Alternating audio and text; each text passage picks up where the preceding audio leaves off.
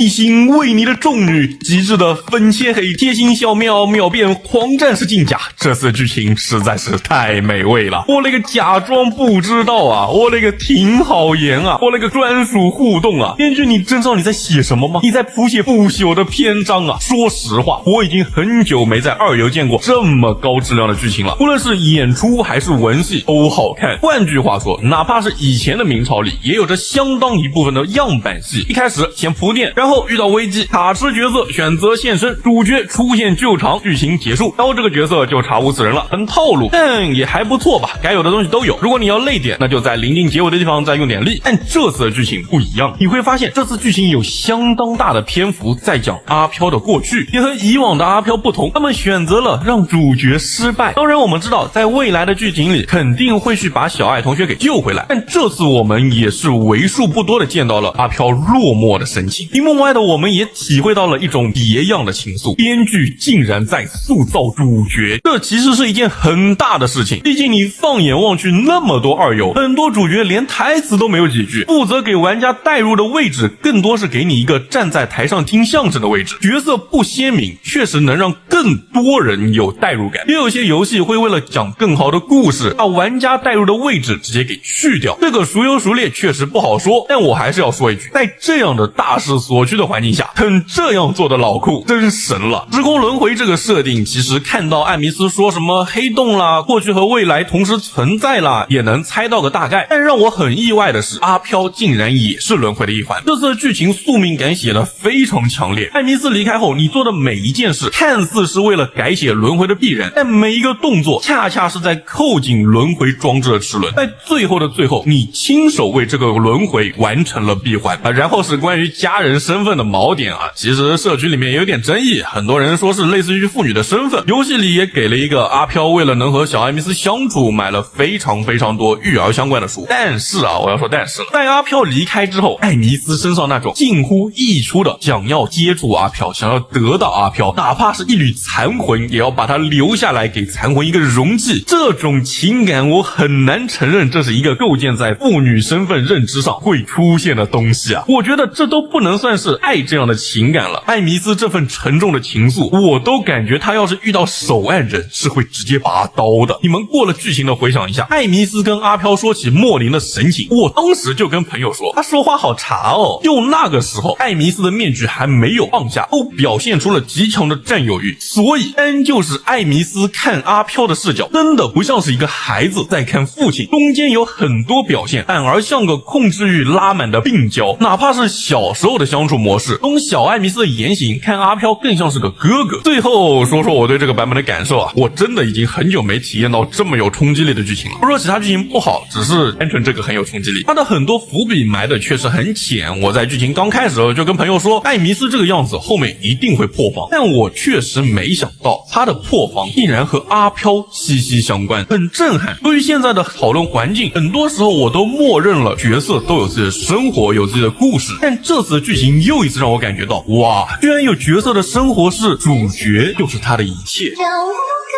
手送给你，这天